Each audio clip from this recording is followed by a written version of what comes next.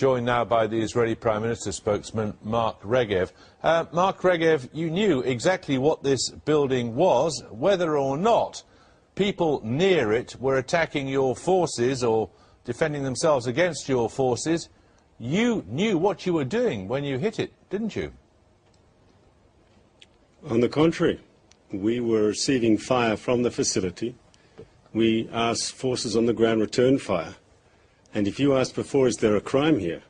If Hamas turns a UN facility into a battle zone, if Hamas takes over a UN facility which is supposed to be a neutral facility and shoots from it, I think that's a crime under international law. Mr. Regev, you had been told where all the UN facilities were. You knew where all the UN facilities were because the UN had told you long before you decided to invade Gaza.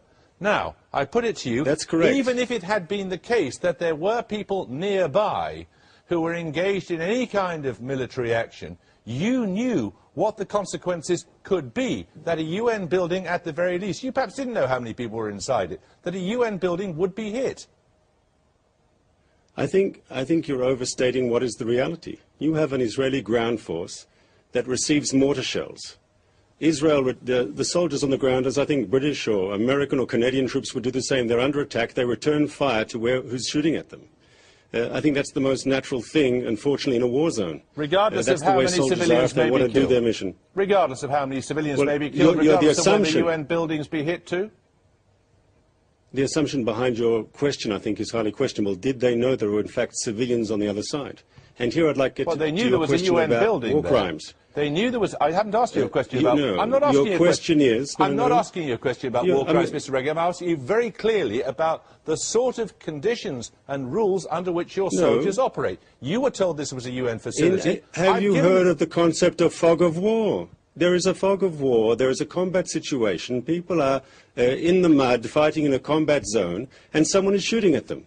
Now, I think if command and control, if the Israeli Air Force has all the coordinates, if brigade has the headquarters, a unit on the ground, someone is shooting at them, someone is threatening their lives, is it not the most natural thing in a combat situation to answer fire with fire? And my point that I'd like to make to you, if I could, is it not Hamas's crime here, and I'm using the word, I think, in a legal sense, if they take a UN position and turn it in to a military position, if there are innocent refugees there and they use them as human shields in order to conduct their military operations, is that not, on both counts, a crime against the rules of war? Mr. Regev, you have used the crucial word there twice. If.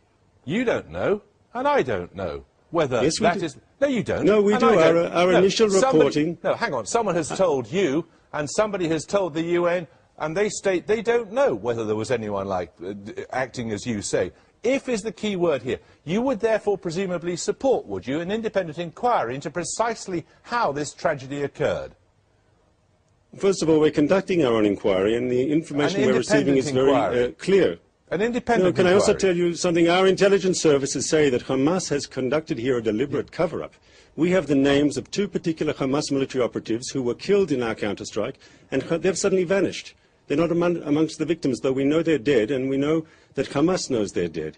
In other words, Hamas was doing something here that is against all the rules of law, all the rules of war, sorry, and they've deliberately done a cover-up. And if you ask me about an inquiry, how does one really do an objective inquiry in a situation where Hamas controls the ground? If you don't mind me saying, it's like a BBC reporter walking down the street in Pyongyang, North Korea, and asking people, do they like President Kim? Okay. How are you going to get independent information when Hamas runs the ground there? People won't say they were Hamas soldiers. Mr. Regev, thank you. Thank you.